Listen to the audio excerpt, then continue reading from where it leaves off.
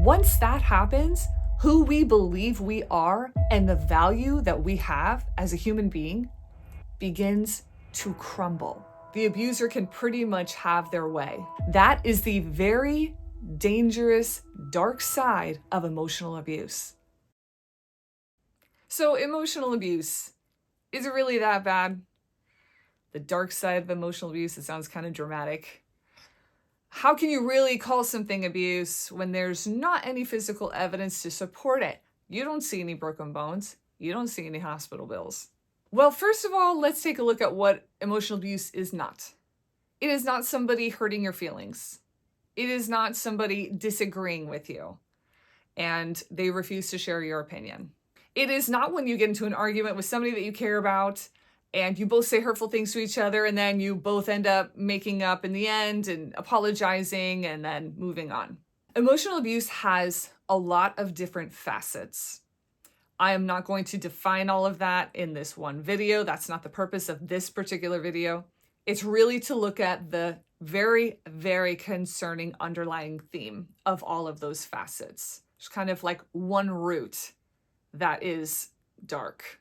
But whenever you start to combine those different elements and you are in a relationship with this person, and once again, like I've said in a previous video, that relationship is not limited to one particular type. It can be with a spouse, it can be with a parent, it can be with a coworker, it can be with a really good friend. And what's really at stake is that person's value. What you begin to notice is whenever somebody is getting regularly demeaned through verbal abuse, when they are getting regularly criticized and shamed and questioned, when they're getting constantly manipulated, where the truth gets twisted just enough to paint them in a different picture than what is real and true, and paint the abuser in a different picture of what is real and true. Slowly over time, what you will see is that person will acclimate to their surroundings. That's the way we're designed as human beings. We are survivors. So even though the things that are being spoken to them and over them and about them are not true, slowly over time, our brains will begin to accept it as our reality. Once that happens, who we believe we are and the value that we have as a human being begins to crumble.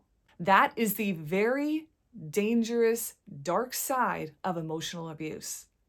What's at stake is a person's very personhood. It's their essence. It's who they believe they are. And when that gets dismantled, the abuser can pretty much have their way. That person will be in a constant search for affirmation and validation from their abuser, and it will never, ever come. Typically, victims of emotional abuse are very high in empathy, and that empathy gets exploited. What happens? This is not okay. You may not see any physical evidence, but when you are undermining who a person is to where they don't even know their own identity any longer, how can somebody not acknowledge that as abuse? I was speaking with somebody one time and we were debating the different legitimate reasons for divorce. And when I brought up physical violence, of course, the person was like, yeah, of course, that would be acceptable. And I said, well, what about emotional abuse? And they just looked at me like, really? I was just flabbergasted that people are still not recognizing the weight of what this really looks like and how dangerous it is. When you're noticing that the conversations that are had, the actions that are being taken, when they are regularly demeaning your value, invalidating you, neglecting your needs, your desires, this type of thing doesn't just happen overnight. This type of thing is from a relationship that is close. So there is a consistent pattern. The abuse is chronic, and it slowly picks apart that person's reality one brick at a time, and it replaces it with a different one.